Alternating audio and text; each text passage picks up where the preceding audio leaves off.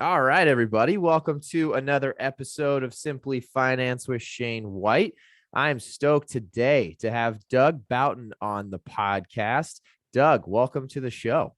Thanks for having me, Shane. Happy to be here. Yeah, appreciate it, man. So first and foremost, I think, you first of all, we'll get into your background. I usually like to introduce people and say like, oh, this is what, the CEO of this, or they came from this, the founder of that. But you've obviously most well known for Halo Top for sure, but now you're getting into a lot of cool things. So I want to make sure I hit on all those. But for everyone listening who somehow doesn't know who you are, would you mind letting everyone know kind of your background and just like what you've started and created?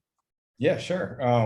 So I'm Doug. I'm the co-founder of Halo Top Ice Cream, which, if you don't know what it is, it's essentially healthy ice cream that tastes pretty good, which seems like those are a dime a dozen today, but we were kind of at the forefront of that trend back in 2013-ish, when that was kind of our first full operational year. So did the Halo Top thing, was fortunate enough, and we can get into this if you like, but to take it through an exit, and then have recently kind of spun out the international operations to focus on our international markets, and then also relaunch some new brands in the US, which nobody's ever heard of yet, but hopefully in the coming years, people will.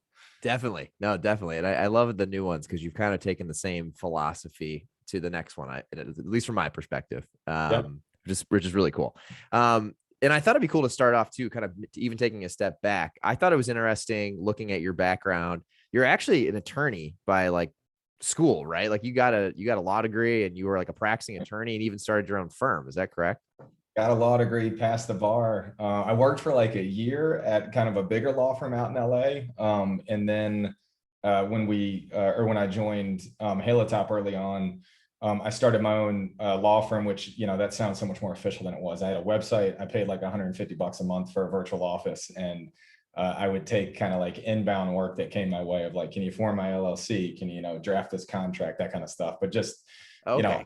you kind of need a side hustle in the early days because I couldn't pay bills and all the money was tied up in Halo Top and then some. So Sure. Got it. Okay. So it was a bridge to hopefully making Halo Top the full-time thing.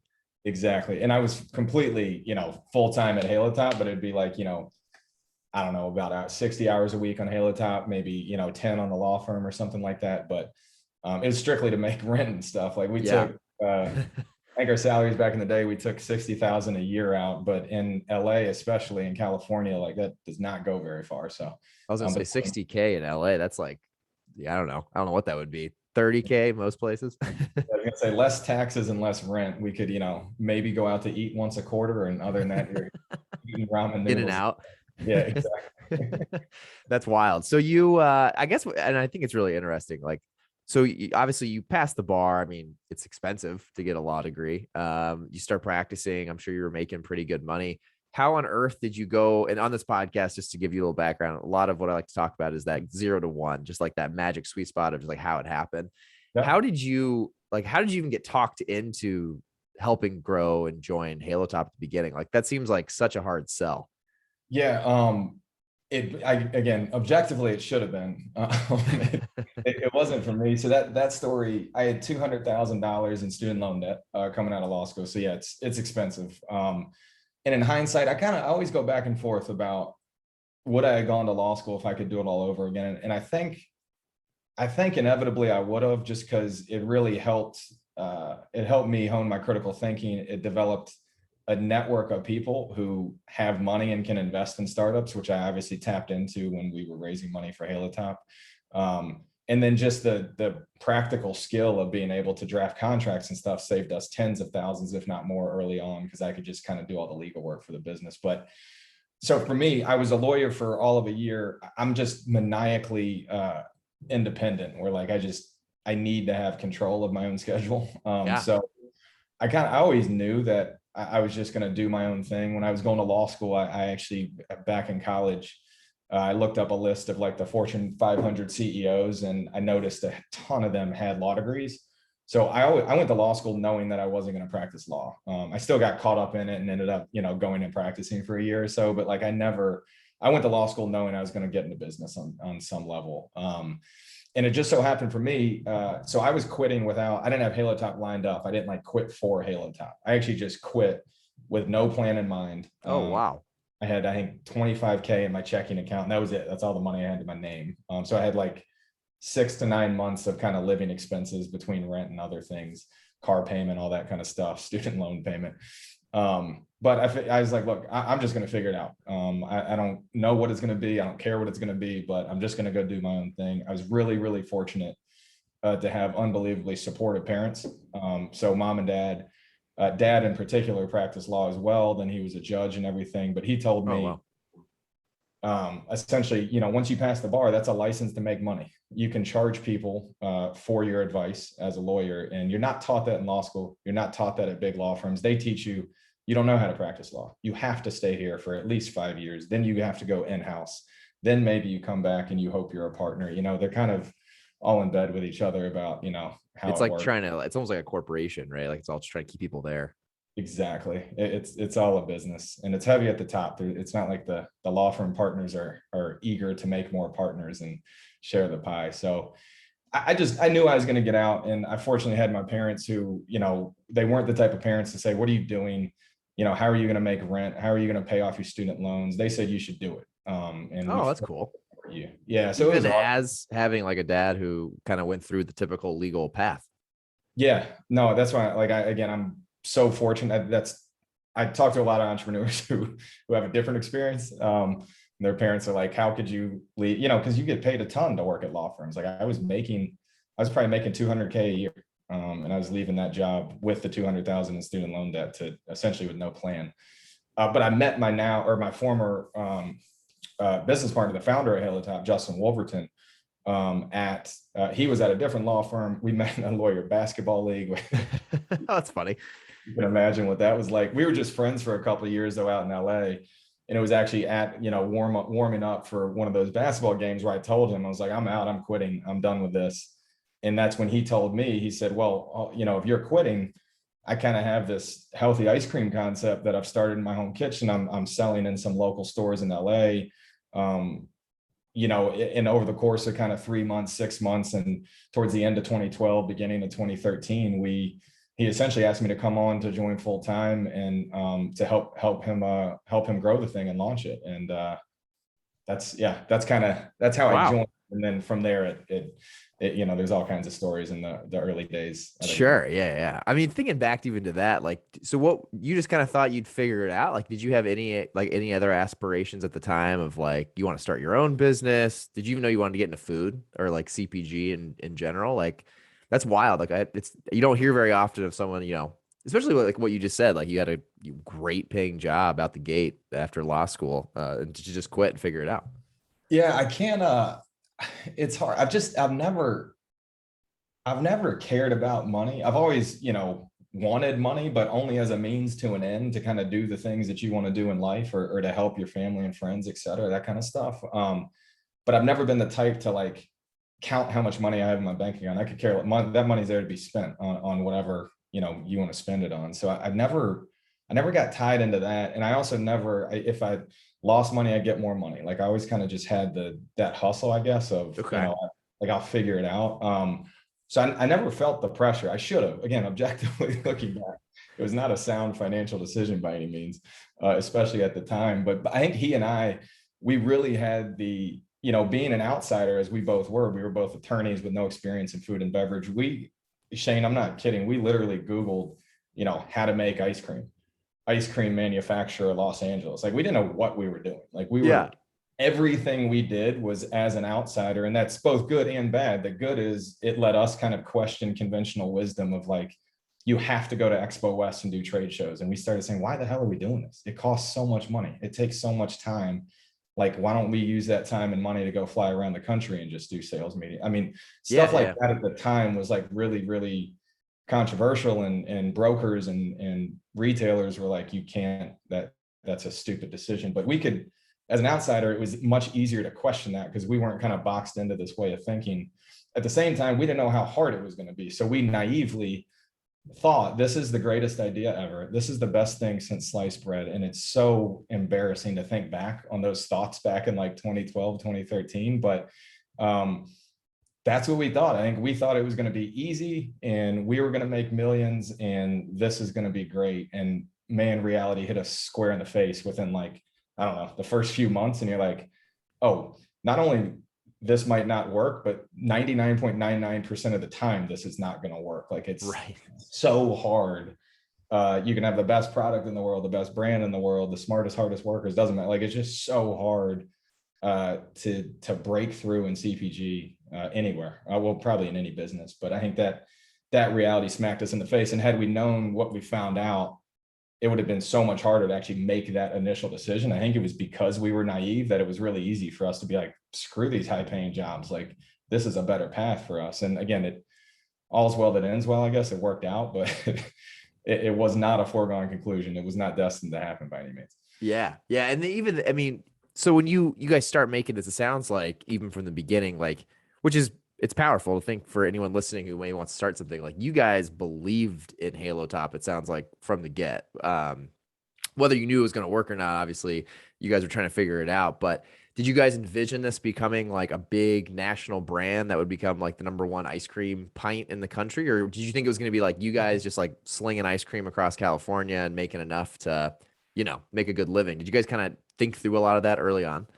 Yeah, I mean, I think you have to, because there are going to be so many dark days. So like if you don't have a core belief in whatever product or service you're selling is truly differentiated, that people will go nuts for it, that they will pay for it, you should stop and find something that you feel that way about, because you're going to need that. That's kind of like your guiding light when you start questioning everything. And every entrepreneur gets like this, where you're like, your insecurities come up and you're like, was I wrong? Like, is there not a market for this?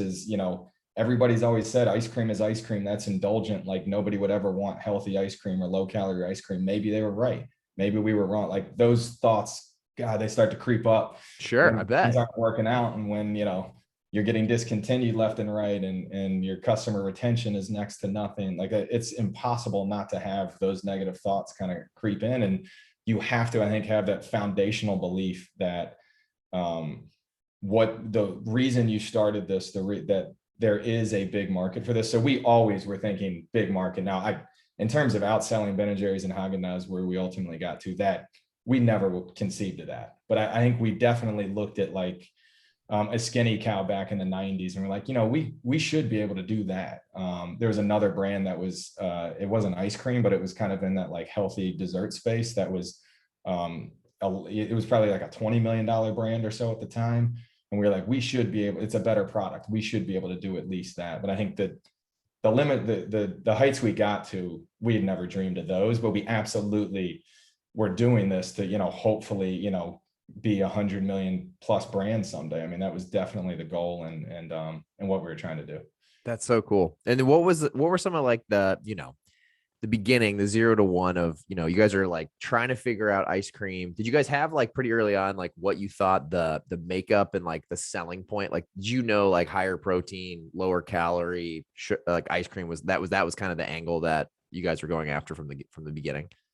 From the start, absolutely. I think we messed up on our packaging early on, though, and we rebranded this, and I think we launched the rebrand in like 2015 to the package everybody sees today. But we knew it was kind of low calorie, high protein, low sugar. And we looked at what Greek yogurt had done to the yogurt category about 5 prior. That was kind of our comp, to say yogurt was this category that was just completely stagnated, or completely stagnant, and look at what Greek yogurt did to that, where they flipped.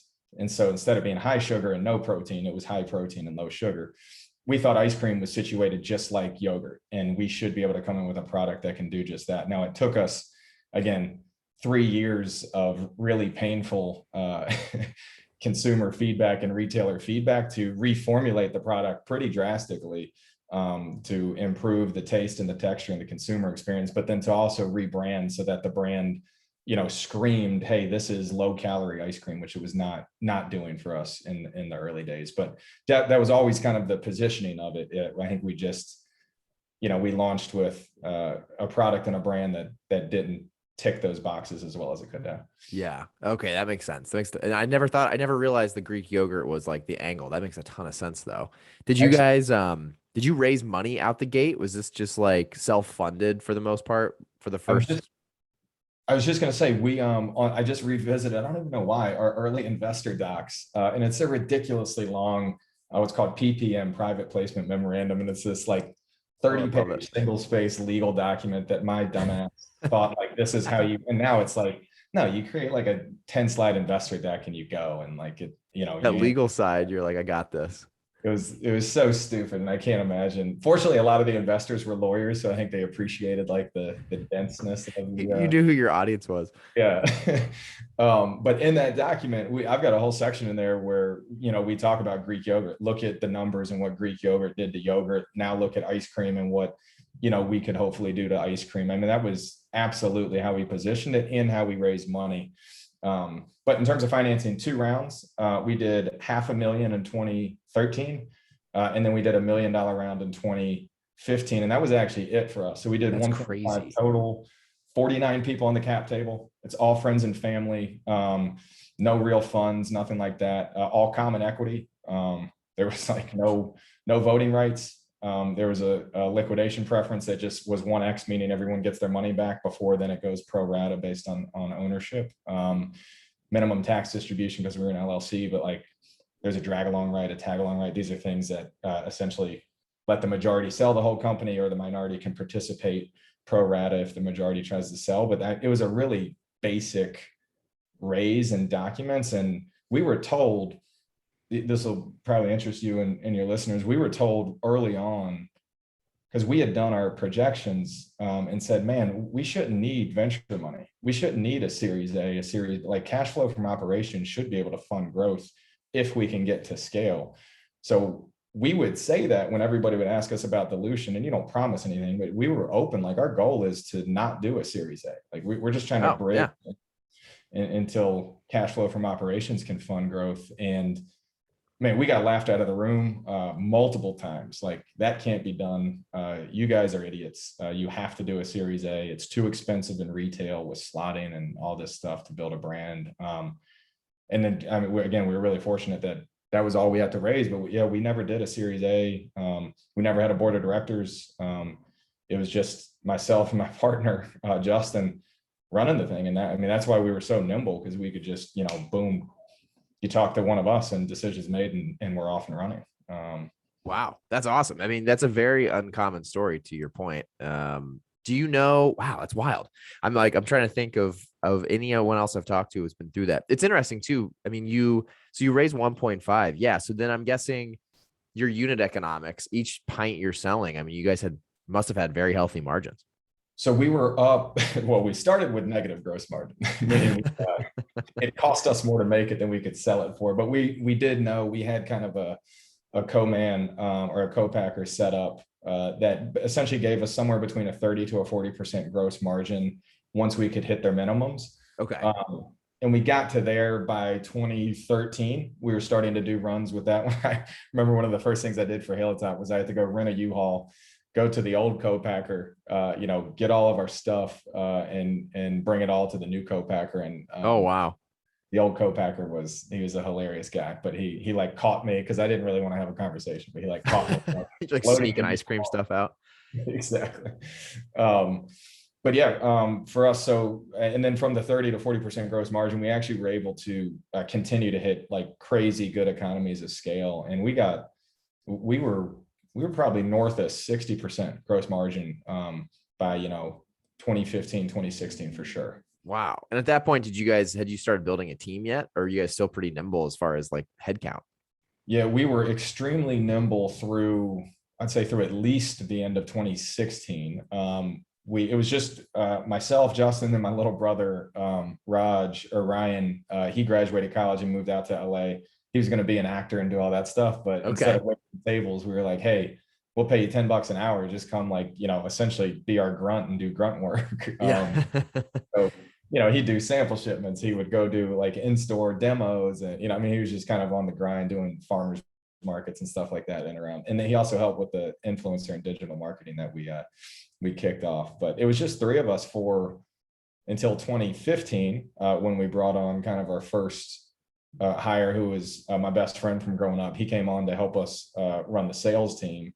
And then in 2016, we started to expand, but I think we had 6 or 7 people total by the end of 2016. Wow. By the time we sold, we had about, I think, 125 employees, give or take. So, and that would have been end of 2019. So we had our growth years were just kind of drinking from a fire hose on everything from sales to marketing to, hiring, HR, like all the stuff we didn't really have in place. And you're just trying to rush to put in place. Yeah, no, I mean you're growing faster you can keep up with. That makes a ton of sense. Very similar to the RX story for sure. I think it was interesting too to take one more step back. You're just saying you went and picked up product to go from one co-man to the other. For you guys early on, that's something I wanted to ask was I don't even, where would you start with like an ice cream co-man? Like obviously a lot of co-mans are dealing with like a lot of big brands, I would assume. I don't know a ton of like real smaller, like at the time, smaller ice cream companies. So like for people listening, it's a question I've gotten a lot is like, where did you even start? Was it like a Google exercise? You're like, who can help me make ice cream type of thing? And like, how do you figure that out? I kid you not, for the one that we were with early on, so Justin, my partner, or former business partner, before we sold, was he Googled how to make ice cream Los Angeles or Los Angeles ice cream manufacturer. He got a list of about 10. And just like it was out of a movie, this is not made up. The first 9 said, no, we have no interest. And the 10th one was like, sure, kid, come on in here and, see what happens. And he and I Wow. went to that first run. And Shane, we blew the pipes. That thing, like the pressure gauges were going nuts. Bolts started flying off everywhere. Pipes burst At the co-man. at the co-man. So we were like, all right, this is done. They're going to kick us out.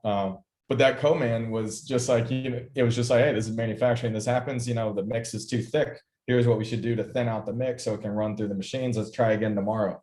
And we're like, oh yeah, no, that makes sense. Oh, sure. Like we were panicking. We were like, sorry about your equipment. Yeah, your equipment's all destroyed. But they were cool. We still work with them to this day, and I've got a ton of loyalty to them. As we scaled, we obviously had to add more, and it's a small industry. Food manufacturing is, but there's probably, I don't know, 25 or so ice cream manufacturers in the U.S., of which 10 or 15 you probably would be okay making your product in there. The other 10 Okay. you might want to avoid. And we ended up at one point, we actually were making product in somewhere between 8 to 10 facilities, but we Wow. consolidated down to about 2 or 3 after the scale. And I'm sure that when you were moving to that process, I probably took a lot of time, I would assume. Just like I can only imagine like going to a co-man and getting that working and that had to be like your full-time job for a while. Absolutely. Yeah. I mean, there weren't enough hours in the day because you have to, a lot of it's relationship based too, especially with co-mans where, it's a blue collar industry, it's manufacturing. So, they like seeing people and shaking hands and, being there in person is important. It's not something that you can, sit in LA and be like, hey, go do this. Here's the formula. Thanks. You really have to kind of invest the time in developing that relationship too. So not to mention the technical side of then you have to source ingredients. Everybody has slightly different machines or proceed. You kind of have to tweak the formula here and there to make sure it works at each co-man. I was gonna say, were you pretty involved in, the R&D in the beginning? Was that in your realm or your partner's realm? It started in my partner's realm and then kind of moved to my realm later on when he was focused more on marketing at that point. But yeah, so it absolutely started 100% in his realm and then kind of transitioned as I took over supply chain and part of the supply chain was obviously the R&D. Yeah, got it. And then as you guys are like, you're getting up to scale, what were some of like the big early retail locations that you guys got into and really started to make a splash in the market? So our first big, or for us, especially at the time, our first big one was Sprouts. And this was back in 2013 when Sprouts was still kind of an upstart. I think Apollo still owned it. Apollo might still own it. I don't know who owns it these days. Or maybe it's, yeah, I don't know who owns it. But that was our first one. And then they unfortunately discontinued us in like 2014 or 15. Oh, then, really? So that's a smack in the face, I'm sure. Like yeah, that was tough. we lost more than half of our store count there. Sprouts got rid of us. Gelson's in LA discontinued us. Bristol Farms in LA discontinued us. We went from, I don't know, 800 stores down to like, 300-400, something like that. Oh, So wow. yeah, I mean, it was really ebbs and flows there. What were some of the what was the key reason to starting to get discontinued? Because I can only imagine for being in your shoes, like you get all this retail distribution, you guys are growing, and all of a sudden you start going backwards. Like that's got to be a pretty pivotal moment for the business. It's tough. And again, those are dark days like that. That's kind of what I was alluding to. When you work as hard as you have to work at something you care so much about, because it is your baby. Man, when the bad news starts coming, it's such a hard thing to sit with, to swallow, and to push through, as opposed to just say, look, I just got to give up, move on, do something else. But yeah, I mean, the reason was simple. We didn't sell well enough. The velocities, the units per store per week weren't anywhere near where it needed to be. A host of reasons for that. Again, probably didn't do enough on marketing, but most importantly, the product wasn't good enough. So even if we brought a new consumer to the brand, they wouldn't buy it again, because they, 9 out of 10 of them would have a bad experience, chalky, icy, stuff like that, which again, going through the frozen supply chain, it's just tough. So that's the reformulation that I talked about earlier. We did that in 2015, and that rolled out to stores, and that slowly started to help our retention, where it was a much better consumer experience. It was creamy. It did perform like ice cream. There weren't like all these qualifiers that you have to say, hey, fine, it might be a little chalky, but it's only 300 calories. I hate the quality. Like, consumers won't compromise on taste. Like they just won't. Yeah. Not that much, at least. What was that process like doing a reformulation? Did you lead that? Did you guys like get help externally to try to get help in some of those areas? How did you go about thinking through that? Yeah, we worked with Cal Poly SLO in San Luis Obispo. They have a whole dairy science department, and worked with a dairy scientist who I don't think he's there anymore, but his name was Dr. Tong. Again, my partner, Justin went up there, and I think he spent at least a month. Wow. Iterating, it had to be hundreds of iterations of the formula. But back in the day, we used, we don't use it anymore, so I can say we used cottage cheese as one of our like secret ingredients that we thought would be great, but it wasn't scalable. Nobody used it in ice cream, so they didn't make it in big enough quantities and the format that co-packers would need. We literally were like opening like 2-pound containers of it by hand and dumping it into this 2,000-gallon batch of ice cream mix. Oh, wow. Okay. Back in the day. And then the stability of the product, again, through that frozen supply chain, as it, inevitably heats up and then melts down and then refreezes, like we needed to make it functionally just more stable, so that it didn't, shrink and have ice and, again, just end up with a bad consumer experience. Because again, right off of the production line, it was great, but that's not what a consumer has. So you had to kind of improve the stability there. So it was mostly a reformulation to kind of have scalable ingredients, and then to really have something that was stable through the supply chain. Got it. Okay. So you guys reformulate, you get a stable product. Is it then kind of like all out, just like, how can we get this into more places and get it back? Did you have to and how was it like going back to some of those places that you lost distribution in? Did you try to get new meetings? I've never talked to anyone who's gone through the process of like trying to resell a product in. It's nearly impossible, and we did not do that successfully. So we tried, but so, I was kind of pounding the pavement on sales, and I was probably doing, I don't know, 50, at least probably 50 meetings a year. Wow. Always in Q4. So just living on the road, East Coast, West Coast, Midwest, South, Pac Northwest, where just literally flying around the country. I feel like I've seen every state you can imagine at this point, as a retailer headquarters. And it was just pounding the pavement, but it's so hard because by 2015, we'd been around long enough where they said, well, how are you doing? What are your sales like? Show me, and so you have to explain away why your sales are bad and why they should trust you to launch you. And anybody like Sprouts, Gelson's, and Bristol Farms have discontinued us. We would meet with them. Sometimes they wouldn't even take a meeting. And if they took a meeting, they would be like, why would we do this again? And we, for the longest time, we're not in Bristol or Gelson's. I don't know if we are anymore. They still may not have taken us back. I know for a fact. That'd be hilarious. But we tried for years. Even once we were big and we didn't need Sprouts at all, we still tried to get in there, just because it was like my point of pride to be like, get back in Sprouts. Yeah, I bet. But yeah, it's nearly impossible. The good thing for us, both on a consumer and a retailer standpoint, is it wasn't like we were everywhere with massive brand awareness. So it became much easier in terms of time and money to focus on retailers who had never launched us or consumers who had never heard of us, rather than try to win back a consumer who had a bad experience or a retailer who discontinued us. That wasn't an efficient use of time or resources for us. So we just said, hey, let's just start fresh. It's a new brand anyways. No one's going to really recognize kind of the old brand. So let's just treat this like it's kind of a brand new product and brand, and not have to explain away all the bad from the prior years. Yeah, no, that makes sense. And when you guys did that, I mean, obviously the flavor changed, the like consistency, I'm sure changed. Did like pricing change? Did you guys do anything different with that, or did you kind of try to roll out exactly where you were from a unit economic wise? We stayed where we were on pricing there. We actually got our pricing pressure came after we had hit it big, when all of the competition entered. So when all of the big players, the Unilevers, the Nestle's, and all the small players, there was, I think, more than 25 brands at one point in this kind of healthy ice cream space, which was way too. Wow. But that's when we felt a lot of pricing pressure, and in hindsight, honestly made some bad decisions about how and when to reduce our price.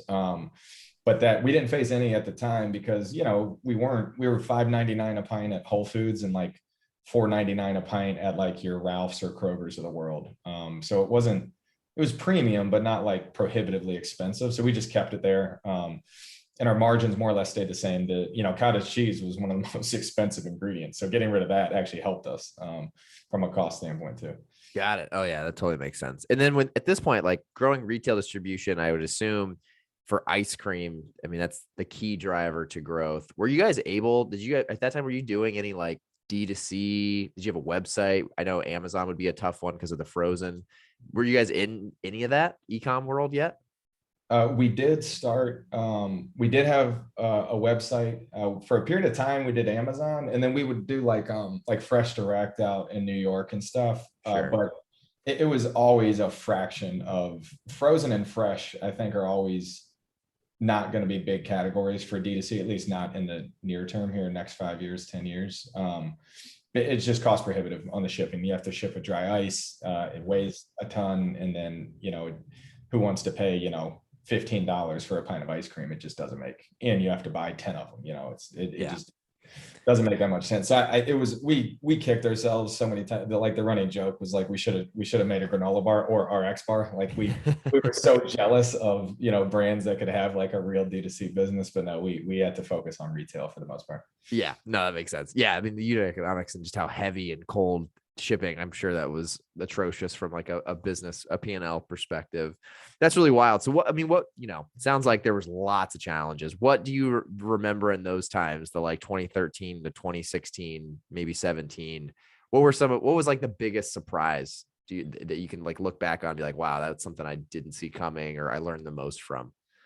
So sitting here today, knowing what I know now, I am so nostalgic for those early years when like nothing was going right, when we had to suspend our salaries like quarter to quarter because we couldn't pay ourselves the $60K we were paying ourselves. When all of our money is tied up in the business, when both of us are personally bankrupt with credit card debt and predatory lender debt and student loan debt and everything else.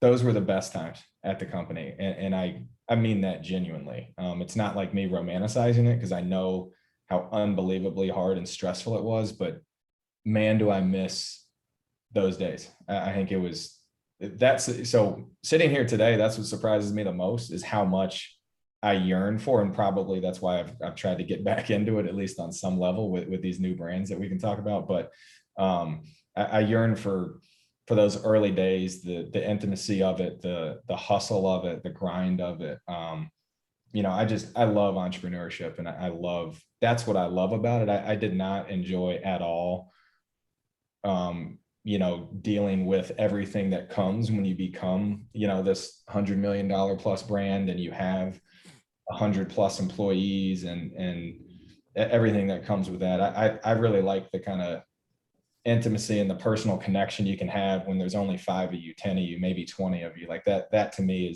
that's the environment that I just like the most, and trying to recreate and then keep with the new venture that we're doing here. In terms of business surprise, again, the biggest surprise for us was that it didn't take off immediately. That was just a wake up of like, oh, we're wrong. Like this is going to be hard as hell, and this is not guaranteed to succeed. And again, 99.99% of the time won't succeed. And then it's impossible not to remember when we finally did, after 3 or 4 years, hit it big. Those first 3 or 4 months when that started to happen, and every day or every week there was massive news, or like we would do in a week what we did in sales last year. Like as that stuff started to happen, especially the early time of it when it was still just a few of us, that was such a cool time to just be like, is this real? Is this happening? Oh, Like, yeah.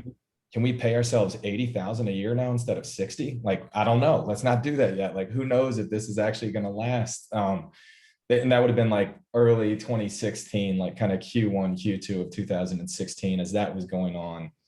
Man, was that was just so fun to be on the front end of that. And then, so yeah, I don't know if that answered the question. No, it does. You know, it's funny that it sounds very similar. And I came into RX, you know, at the very end when they were about to, you know, be acquired. But it's funny how when I talk to entrepreneurs and they think back to those times, like when you start working, you know, maybe at a bigger company or whatever, you think about like years, but when you're at a startup, you can like legit remember like months and quarters of a specific year and like what happened. Like, it's funny. It's very, very, I hear it from a lot of people that went through what you're talking about. It's like, you like know Q1 of 2017, like what that felt like. And it's funny. It's hard to explain to someone who hasn't done it. Yeah. But that's kind of when I look back, those are probably the two surprises, because it was a complete shock to us. But then just in terms of what I missed the most, it's absolutely those early years when the stakes are the highest, but it's also the most fun.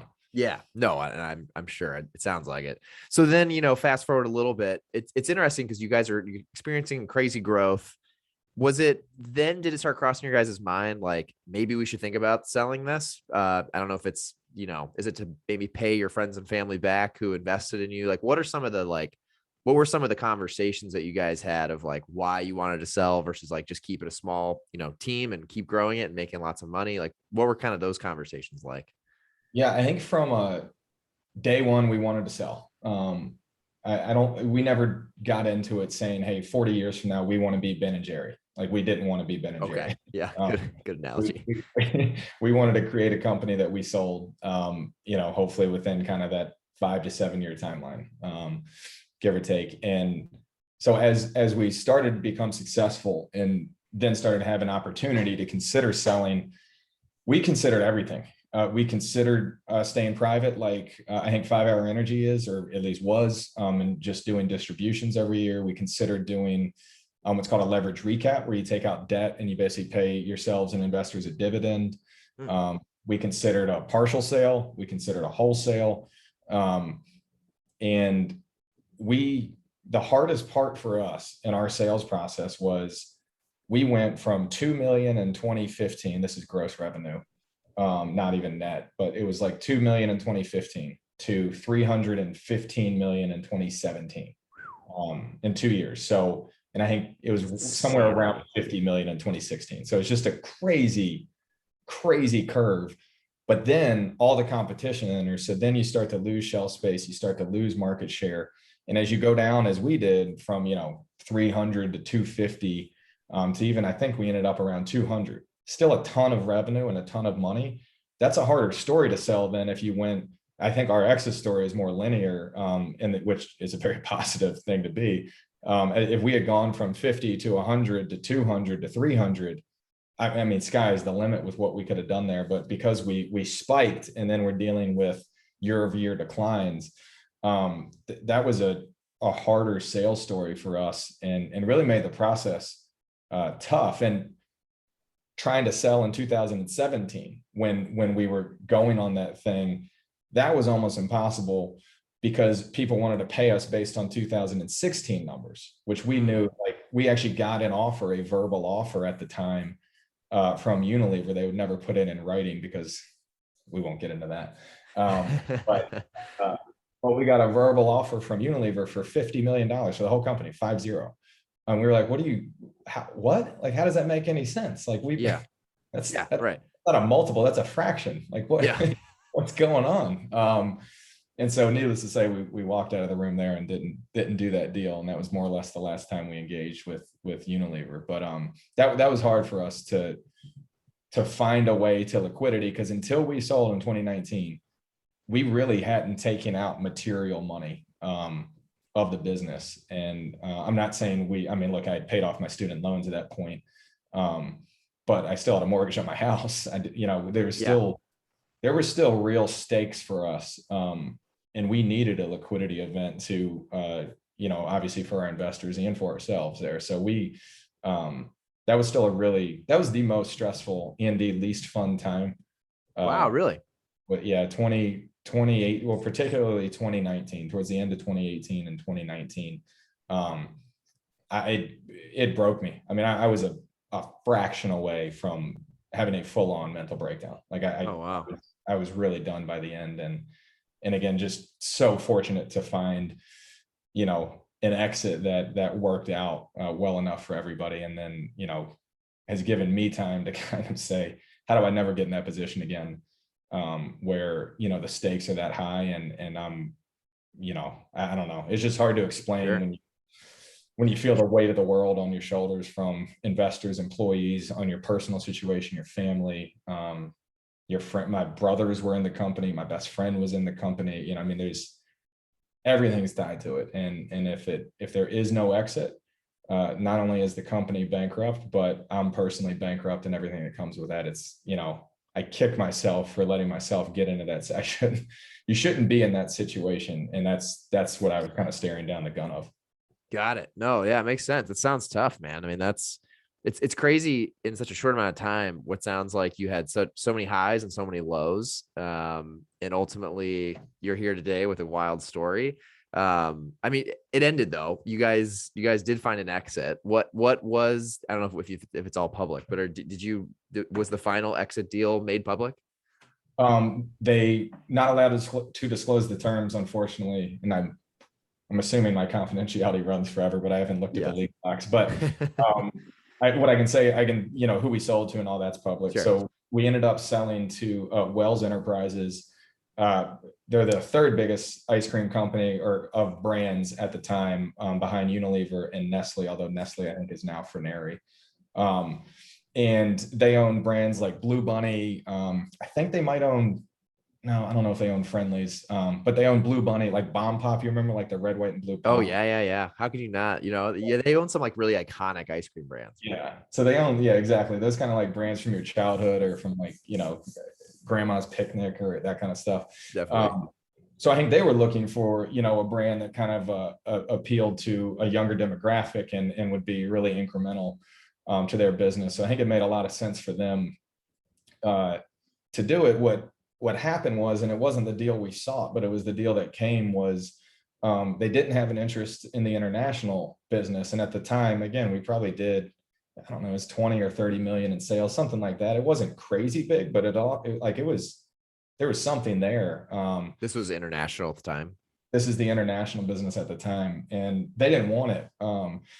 And definitely didn't value it. And if anything, probably valued it as a negative, where it would cost them money to shut it down. So I kind of raised my hand and was like, well, if you don't want it, I would love, I feel so attached to this brand and this product and this company. Like, I would love to spend that out and, let me have it. I'll license it from you and, pay your royalty and all that stuff. And at the same time, my, again, former partner was kind of, ready to stop altogether. So I was able to kind of negotiate a buyout with him and a licensing deal with Wells that, Oh, wow.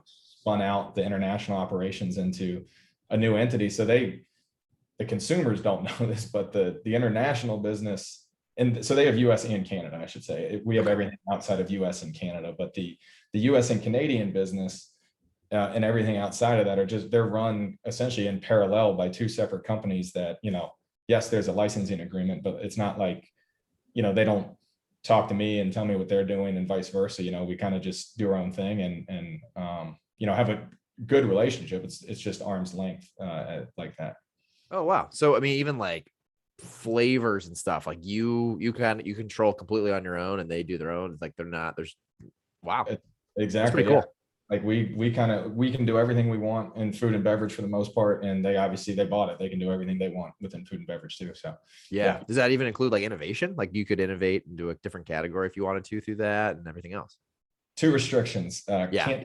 Can't do alcohol and can't do weed. So Okay. outside of alcohol and weed, we can do anything we want though. They Yeah. had to draw the line somewhere. Exactly. I said, you know what, fine. I'm not gonna, that's not a mountain I'm gonna die on. So Doug had this idea for weed infused ice yeah. cream. I know it.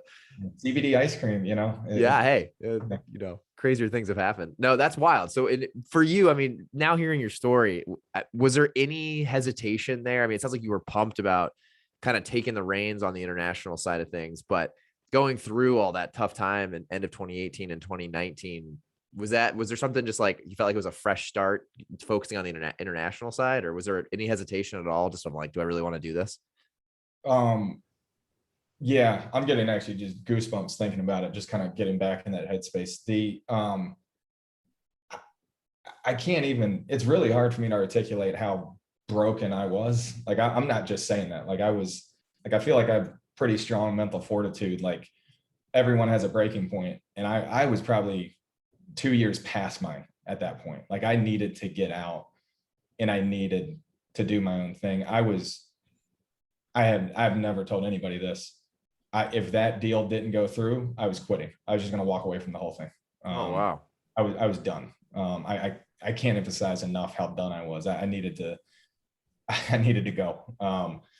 But again, fortunately we got the deal, and there was definitely, I think, number one, there's just adrenaline. There was so much adrenaline coursing through my veins I'm talking like from the moment I wake up to the moment I go to bed. It's just like adrenaline is getting me through the days when you go through a deal process, we started in like May with materials. We reached out to 50 strategics. We did 8 meetings in June. We got a number of bids from there. And then of the people who bid, they go through diligence, they submit the final bids, you negotiate and just keep I'm sure going. it's all encompassing. I'm sure that's just like you're all day, every day and night, weekends. It's everything. And every deal can fall apart at any time. So like the money's not in your bank account. So it's still all just paper. And it's just so stressful. So I had a lot of adrenaline that probably, felt like excitement. In hindsight, it was just adrenaline. But I was able to spend the fourth quarter of 2019. So the deal closed on September 27th, 2019. And closing is where we had already signed and announced, but closing is where the money hits your bank accounts. That is the day I exhaled. And I said, holy shit, we actually made it. I'm through this hell. Yeah. What am I going to do now? Essentially with what's next. And I basically again, my best friend, who's also named Justin, and my older brother, Matt, who joined us really early on with this Halo Top International thing, we really spent the fourth quarter, just taking deep breaths and saying, all right, what do we do with the international business? What do we do with payroll? What do we do with systems? What do we do with supply chain? Like you're kind of so all of that. I mean, yeah, everything was just totally on you to figure we out. had to stand on our own. And, it wasn't like, we had to capitalize the company on our own. We had to do all that kind of stuff. So it very much was like it still is like the early days of a startup. We're just fortunate to have capital. So we don't have the stress of, the money running out and having to raise money and do another round, which is the worst part of entrepreneurship. But it definitely took me, it wasn't until well into 2020 where it was probably 6 months after that. So we're probably talking like March, April of 2020, where I think I talked to my wife and I said, man, I think I'm having fun again. Like, I think like I'm slow. I think I'm getting back to, why I ever did this shit in the first place. And awesome. It just felt like PTSD on some level where like, you just, man, when you're in the thick of that with some of the pressures that you as a founder or an entrepreneur can feel it's tough. Yeah, man, I can only imagine. And I appreciate you even opening up and telling all the audience the story. I'm happy to see that feel like you're on back into the startup mode, and you seem like you're excited. Like you definitely seem like when you talk about the international stuff, you kind of like pep up and you get excited, which is really fun. I mean, that's good to see. I'm feeling great now. Like now we're almost 2 years from, actually, I guess we're a little more than 2 years removed. So yeah, now I'm in such a better space, but it's one of those things where like, I know how and why I got into it wasn't any one thing. It was years and years and years of a ton of stuff, Yeah. that just built up, built up, built up. And again, I really felt like the buck stopped with me, and, heavy is the head that wears the crown, and it's lonely at the top. Like I didn't have any outlets. I didn't let anybody in. I didn't have any support. There wasn't anybody I felt I could talk to, because I hadn't even like invested in a network of other, kind of CEOs, presidents, founders, et cetera. And I certainly hadn't let in kind of the people closest to me in a way that I should have, so that they could know what the hell's going on. But again, hindsight's 2020. Now I'm never, Sure. ever going to let that happen again. But on the business side, it's myself, it's 20 of us total in the US. And again, 20 for me is like the ideal team. Everybody knows each other on a personal level, their families, what they're going through, like it's just so much more personal, so much more intimate. And it's what I thrive in that environment. Like I love team sports, but I don't like a team of 100 or 1,000 people. Like I like a team where I know my teammates Yeah. personally. That's the coolest part for me right now. Now we still, need to continue to build businesses and brands, but so TBD on that front. But Sure. in terms of the team, I feel so confident and so happy with what we put in place here. That's awesome. That's awesome. Yeah. I mean, it sounds exciting. You got the international piece. And then the other thing I want to hit on quickly, I know we're getting to the top of the hour, is you launched a whole like nether business. And I don't know if I don't know if it's underneath or it's connected or if it's totally separate, but Dojo Brands is what it's called, right? And underneath that, you launched a brand called Gatsby Chocolate. Yeah, so essentially, it's a wholly owned subsidiary, so it all just rolls up to the same entity, which is called Halo Top International. But basically, what we did was, especially when the global pandemic hit, it became increasingly harder to directly manage an international business. So we very actively tried to find the right partners in market, whether they be distributors or like sub licensees, who we could contract with, where they could deal with essentially the day-to-day operations of the Oh, brand in market. yeah. We still are essentially kind of like the parent or the licensor in those arrangements. We still are obviously actively involved on some things, including like, innovation and helping with that. But for the most part, the day-to-day will be managed in market, which frees up a lot of our time. And it allowed us to say, well, what do we want to do at that time? I always wanted to get back into it in the U.S. market, which we have non-competes and whatnot when you sell a company, but that was limited to essentially ice cream. So we looked at other categories and are looking at others still, but the first one we looked at was chocolate, and we said, while there are some low sugar chocolates out there like a Lily's, there's nothing that's actually low calorie. Oh, So what if we create kind of the first ever low calorie chocolate? It'll be low sugar too, because that's one of the prongs you pull to make it low calorie. But can we do it in a way where, the taste and the texture are great? Because that's always paramount for us. I think you're going to cap yourselves with not. And that essentially that launched in earnest, I'll say in October. So not too long ago. It was supposed to launch kind of in like June-ish, but then resets kind of got delayed. We turned off our marketing and our launch stuff. So it's kind of like a soft launch right now. And I would say January 1, we're going to kind of have already a rebrand and a reformulation. It's kind of like oh, wow. Really? yeah, it's like the Halo Top story. Instead of 3 years, we did it in 3 months. But yeah, we feel really, really good, I think, about 2022. And again, taking all the lessons learned from Halo Top, we feel like no guarantees, but hopefully we can give this thing the best chance of success and see what happens. Definitely. No, and I can vouch. Your team sent me some. I have my hands on some. It's delicious. It is great chocolate. I was thoroughly impressed. I was like, this, you never know, but I can see the like connection from what you guys did at Halo Top into the chocolate. I definitely felt that right away when I tried it.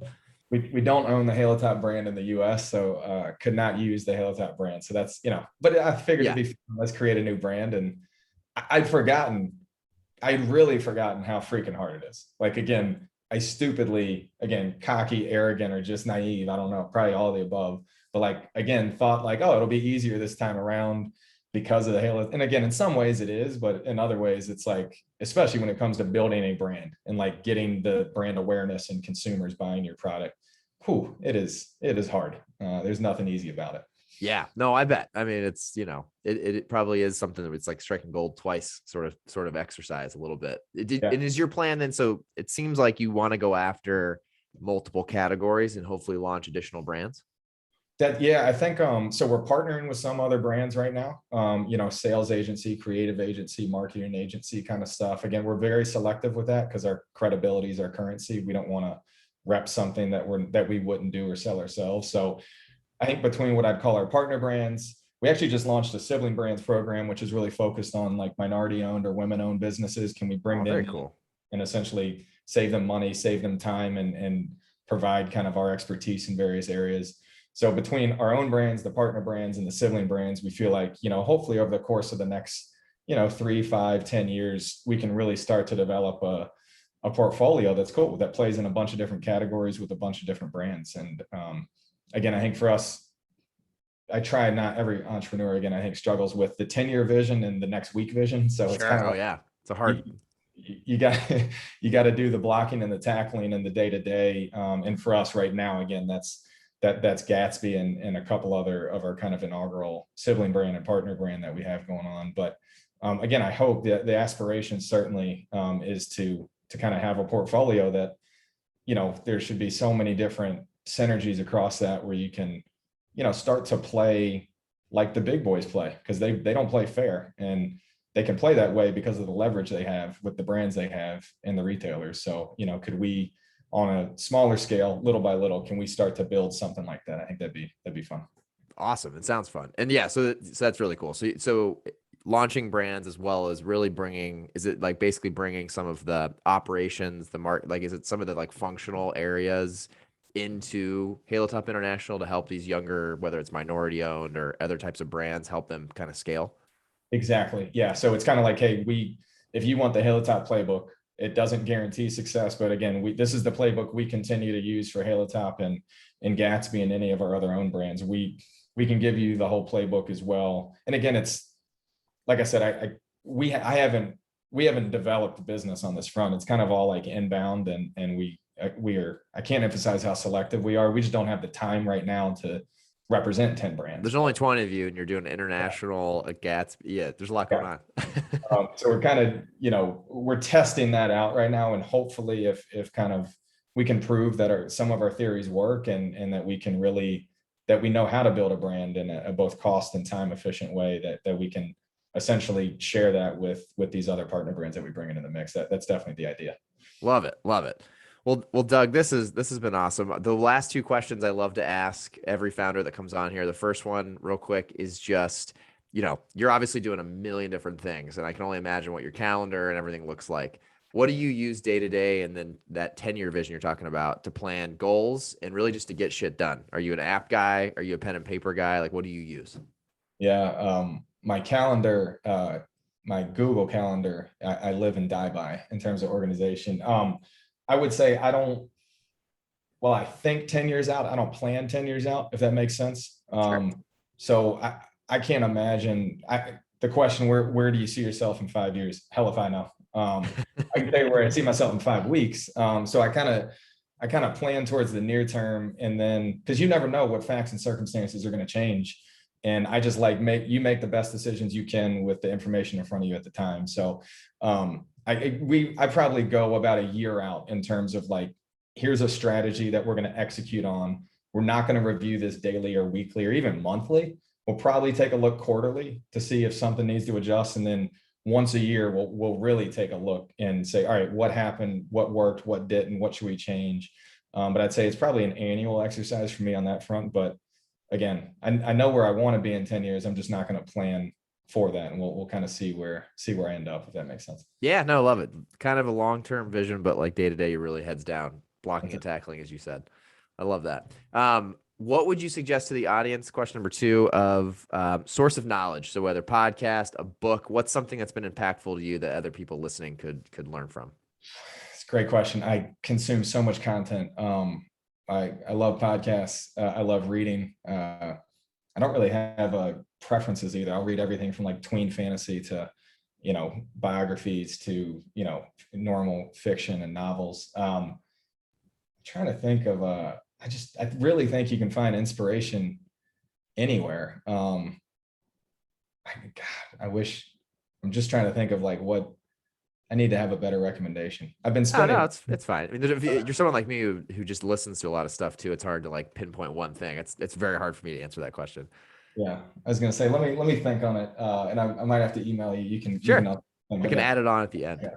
No, that works perfect. And then I guess this one I love. What, with someday when Halo Top International is in your past as well, what do you want to be remembered for? I think without a doubt, it's just going to come down to what my friends and family think about me. I don't actually, I could care less about anything else in this world. I don't care what anybody thinks about me, especially if you don't know me. I used to, when I was in high school, I think I was probably, again, an ignorant, 16-year-old. I used to say, I don't care what anybody thinks about me. I think I've matured into, no, I care what my family and close friends think about me, but it stops there. So I I think love that. I hope on some way, on some level, you've had a positive impact on the people that matter in your lives. Love that. Love that, Doug. Last question. How can people follow you? How can people follow the brands that you're involved in, whether it's Halo Top International, Gatsby, all that? And then how can people try the product? Yeah. So the Halo Top International stuff, if you find yourself outside of the US and Canada, like I said, we're in a ton of markets, Australia, Korea, China, UK, Western Europe. Each of them have their own Instagram handles. It's usually at Halo Top UK kind of thing. Okay. Gatsby is just at Gatsby Chocolate in the US. And you can visit our website, which is gatsbychocolate.com. And again, we, as of January 1st, will have launched a new website with a bunch of new products, and very excited for that. Fantastic. I'll add all those links to the show notes so everyone can check it out. Doug, it was a pleasure meeting you, a pleasure learning about your story. Thank you so much for the time. This was awesome. You as well. Thank you so much, Shane. I All appreciate right. it. Thanks, Doug. See ya.